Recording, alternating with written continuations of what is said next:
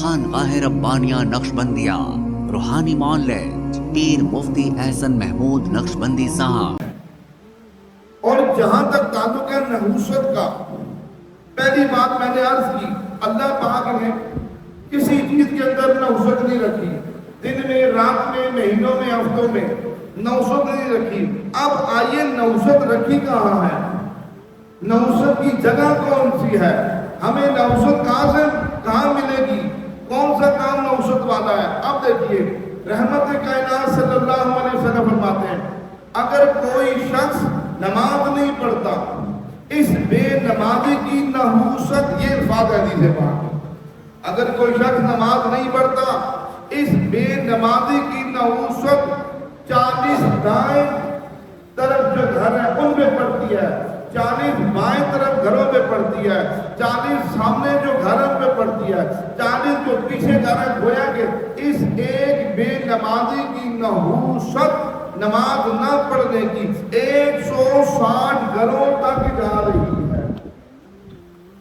تو معلوم ہوا کہ نحوست کی جو جگہ ہے ہمیں اس جگہ کو پہچاننا چاہیے کہ جہاں نحوست رکھی ہے اس کو ہم چھوڑیں۔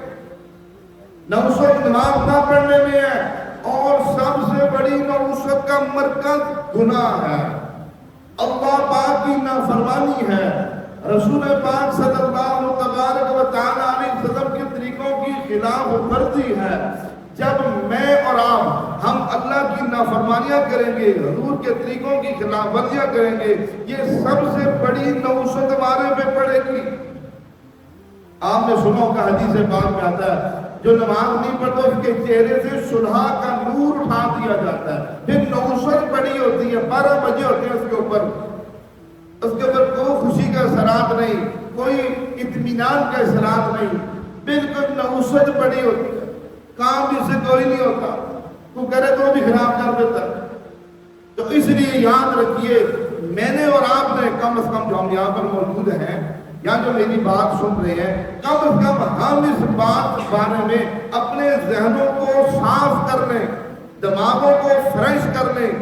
اور اپنے علم کے اندر اس بات کو لے کر آئیں اور اس کو اپنے عمل میں لائیں کہ نحوست اللہ نے کسی مہینے میں، کسی دن میں نہیں رکھی، نحوست گناہوں کے اندر رکھی ہے، نافرمانیوں کے اندر رکھی ہے، ایسی نحوست رکھی ہے۔ اللہ قرآن میں فرماتے ہیں وَمَنْ أَعْرَضَ عَنْ ذِكْرِي فَإِنَّ لَهُ مَعِيشَةً ضَنْكًا وَنَحْشُرُهُ يَوْمَ الْقِيَامَةِ أَعْمَىٰ۔ اللہ پاک اعلان فرماتے ہیں اگر تم میرے احکامات کو توڑو گے، میرے پیغمبر کائنات صلی اللہ علیہ وسلم کے طریقوں کے خلاف زندگی گزارو گے، میں رب تمہارا جینا حرام کر کے رکھ دوں گا، تمہاری معیشت کو تنگ کر دوں گا، اور جب قیامت کے دن تمہیں اٹھاؤں گا تو اندھا اٹھاؤں گا۔ یہ بندہ جس کو رب اندھا اٹھائیں گے، رب کی عدالت میں فریاد کرے گا، اے اللہ تو نے مجھے کیوں اندھا اٹھایا،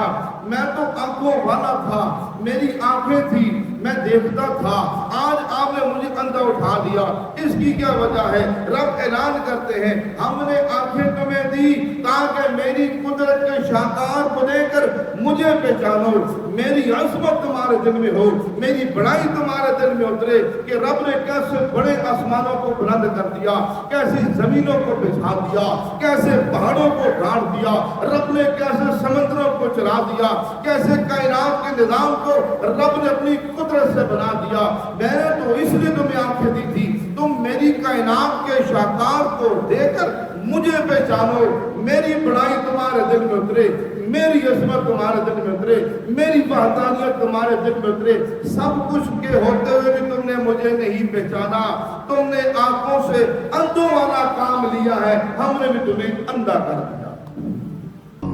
ہمارے ہاں جادو، جنات، بندش اور نظر بد کا شافی علاج قرآن و سنت کی روشنی میں کیا جاتا ہے۔